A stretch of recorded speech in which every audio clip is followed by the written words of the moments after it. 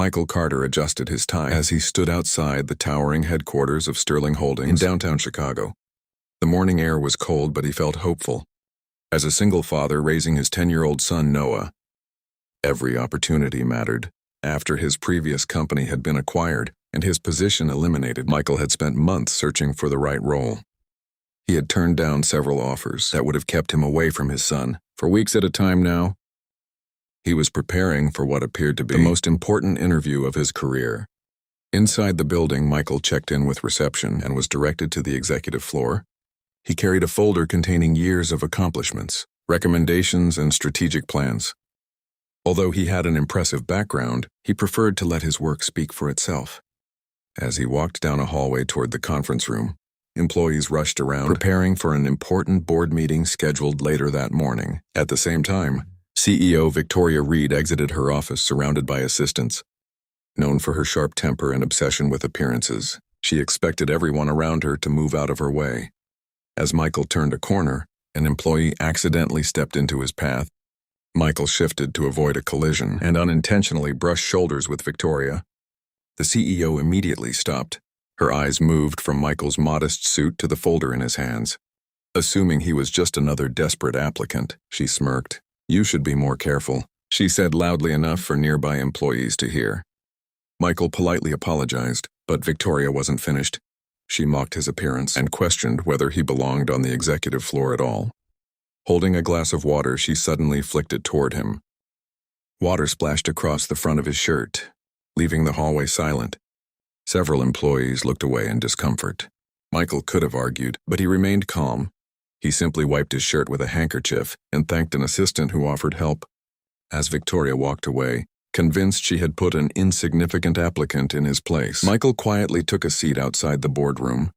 None of the employees watching realized that within the next hour, the future leadership of Sterling Holdings would be completely transformed. Michael sat quietly outside the boardroom, his damp shirt slowly drying, as employees passed by and whispered among themselves. Despite the humiliation he had just endured, he remained composed. Years of leading teams through crises had taught him that character was often revealed during difficult moments. He checked the time on his watch and reviewed a few notes in his folder while waiting for the meeting to begin.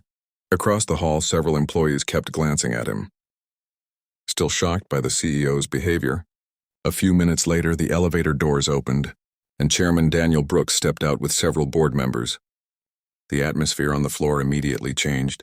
Executives straightened their posture, and assistants hurried to prepare for the meeting. As Daniel approached the boardroom, he noticed Michael sitting outside. His face lit up with recognition. He walked over, shook Michael's hand warmly, and welcomed him personally. Then Daniel noticed the water stains on Michael's shirt. "What happened?" he asked. Before Michael could answer, an employee nervously explained the incident involving CEO Victoria Reed. The chairman's expression turned serious. Without saying another word, he invited Michael into the boardroom and called the meeting to order. Moments later, Victoria entered confidently, expecting to lead another routine session. Her confidence disappeared when she saw Michael seated beside the chairman. Daniel calmly asked her to explain why a guest, invited by the board, had been publicly humiliated, thinking Michael was merely a job applicant. Victoria repeated her version of events without apology. The room became silent. Daniel then revealed the truth. For months, the board had been searching for a new leader to guide Sterling Holdings through major expansion plans. After reviewing candidates from across the country, they unanimously selected Michael Carter, a respected executive known for integrity, innovation, and results, looking directly at Victoria. Daniel said, "Mr. Carter isn't here applying for a position. He's here for yours." Several board members nodded in agreement. By the end of the meeting, Victoria was removed as CEO. Michael was officially appointed as her successor. The same employees who had witnessed his humiliation earlier now watched with admiration as he accepted the role with humility, professionalism, and grace.